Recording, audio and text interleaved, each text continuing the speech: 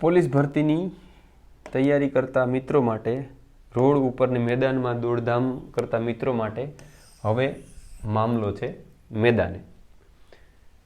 જેવી રીતે તમે જાણો અને મને પણ જાણ થઈ કે આવતીકાલ એટલે કે 12 તારીખથી ફિઝિકલની કંકોત્રીઓ ડાઉનલોડ થવાની શરૂ થાય છે.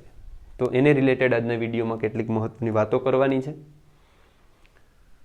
રનિંગને લગતા તમારા કોઈ પ્રશ્ન હોય આ વિડીયો સિવાયના તો કોમેન્ટ કરજો, એના પર વિડીયો બનાવવાનો પ્રયાસ કરશું અથવા તો ત્યાં હું રિપ્લાય આપવાનો પ્રયાસ કરીશ. દરમિયાન જો તમે આજુબાજુમાં રહો છો તો કેટલાક મિત્રો જાણતા હશે કે ચોરવાડમાં ગયા વર્ષમાં જ એક રાકેશભાઈ ડાભી કરીને જે અગ્નિવીરની ડ્યુટી દરમિયાન શહીદ થયા, તો એના સ્મરણાર્થે યુનિટી પાઠશાળા દ્વારા 30 દિવસની એક ફિઝિકલ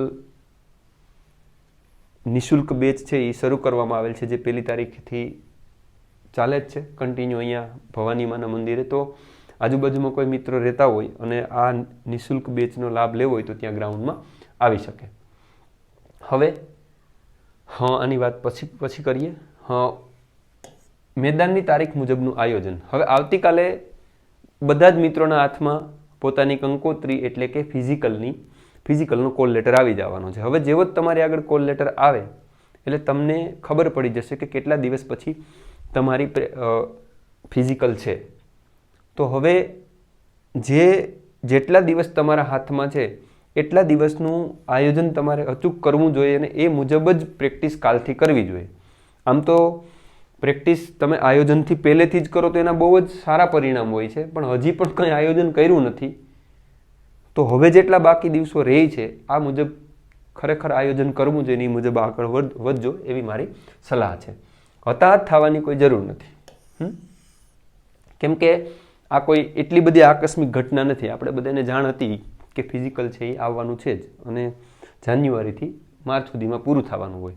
તો હતાહત થવાનું કંઈ છે નહીં. માની લો કે તમે કોલ લેટર ડાઉનલોડ કરો છો અને 21 તારીખે જ તમારું ફિઝિકલ છે, તો નિરાશામાં જાઉં કે હજી મારું 5 કિલોમીટર પૂરું થતું નથી ને નજીક જ ફિઝિકલ આવી ગયો, હવે મારું શું થાય, હું શું કરી, આવી વિચારિક ટ્રેપમાં પડવાની કોઈ જરૂર નથી.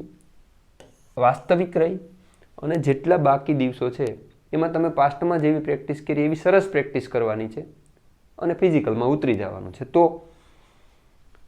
એવી વાતમાં નથી આવવાનું, એવી ટ્રેપમાં નથી આવવાનું કે કોલ લેટર આવી ગયો હવે એટલા જ દિવસ બાકી છે તો મારાથી કંઈ થાય એમ નથી કે થાય એમ છે કે વોટેવર તમારે જે કંઈ પણ સ્થિતિ હોય તો વિચારોની ટ્રેપમાં નહીં આવવાનું, હતાહત નહીં થવાની.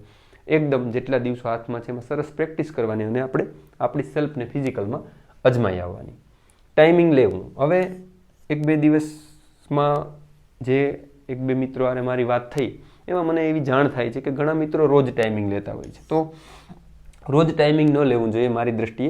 ટાઈમિંગ માટે તમારી આગળ એક કોઈ આયોજન હોવું જોઈએ કે તમે 7 દિવસે અથવા તો 10 દિવસે અથવા તો પ્રેક્ટિસ મુજબ 15 દિવસે એક વખત ટાઈમિંગ લો અને જે ટાઈમિંગ આવે એમાં તમારી પ્રેક્ટિસમાં જરૂરી ફેરફાર કરી અને પછી આગળ વધવાનું હોય છે. તો રોજ ટાઈમિંગ લેવું એ સ્પોર્ટના નિયમો મુજબ તમે જોવા જાઓ તો એટલું બધી યોગ્ય નથી લાગતું, કેમ કે એક દિવસે ટાઈમિંગમાં જે ફરક આવતો હોય એ નગણો હોય, નજીવો હોય અને ક્યારેક તેવું થતું હોય છે કે એક દિવસ સારો આવ્યો તો બીજા દિવસે ડાઉન આવે, કેમ કે આપણા આગલો દિવસ, આપણો રેસ્ટ, આપણું રૂટીન આ બધું એમાં મેટર કરતું હોય.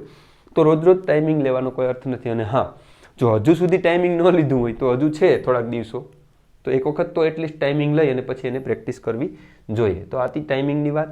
ટેપરિંગનો ખ્યાલ હોવો. કદાચ તમે પોલીસ ભરતી માટે જ રનિંગ કરતા હોય તો તમને ટેપરિંગ શબ્દની ખબર ન હોઈ શકે, પણ કોઈ ઇવેન્ટમાં, સ્પોર્ટ ઇવેન્ટમાં ભાગ લેવા માટે તમે રનિંગ કર્યું હોય, તમે પ્રેક્ટિસ કરી હોય તો તમને ટેપરિંગનો ખ્યાલ હોઈ શકે.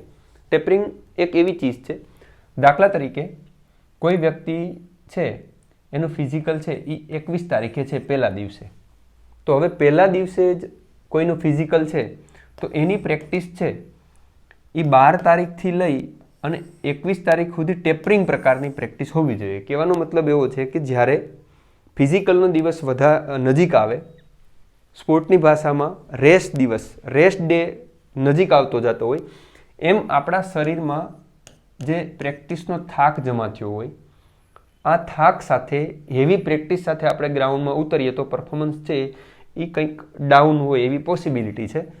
એટલે પ્રેક્ટિસ છે એને તમારે ધીરે ધીરે ફિઝિકલના દિવસે તમારું શરીર છે એકદમ ફિટ અને એકદમ મજબૂત હોય એ રીતે તમારી પ્રેક્ટિસને થોડીક ડાઉન લઈ જાવ એને ટેપરિંગ કહેવાય છે. તો જે મિત્રો સખત પ્રેક્ટિસ કરતા હોય આવા મિત્રોએ જોવું જોઈએ કે તમારા ફિઝિકલના દિવસે તમે બરાબર ફિટ હો અને પ્રેક્ટિસ કરતાં પણ તમે સરસ પરફોર્મન્સ કરી શકો આ પ્રકારની જે શેડ્યુલ છે એનું આયોજન કરવું એને ટેપરિંગ કહેવાય. હવે પ્રેક્ટિસ અને વાંચન. ફિઝિકલની ભાગદોડમાં ખાસ જે મિત્રો 25 મિનિટમાં પૂરું ન કરતા હોય, બેનો હોય તો 9.5 મિનિટમાં પૂરું ન કરતા, આવા મિત્રો પ્રેક્ટિસ તો સવાર અને સાંજ હોય અથવા સવારે હોય અથવા સાંજે હોય, પણ જો તમારા માઇન્ડમાં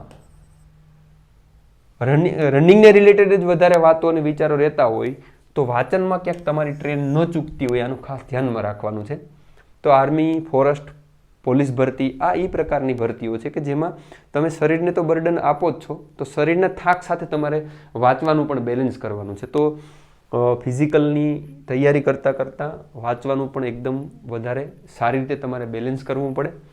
તો અમારી સાઈડથી wish you all the best કે કાલે કોલ લેટર નીકળે એમાં તમારી ઈચ્છા મુજબની તારીખ આવે, પણ બધાની ઈચ્છા મુજબની તારીખ આવવાની નથી. પણ જે કંઈ પણ તારીખ આવે એના ઉપર સરસ પ્રેક્ટિસ કરી અને એટલીસ્ટ ફિઝિકલમાં તમે 25માં અને 9.5 નીચે પૂરું કરો એવી અહીંથી અપેક્ષા છે. મહેનત કરો બાકીના દિવસોમાં જે કંઈ પણ છે એ પણ આવતીકાલથી જ્યારથી કોલ લેટર ડાઉનલોડ થાય ત્યારથી એક સરસ આયોજન કરી લો એવી અહીંથી સલાહ છે.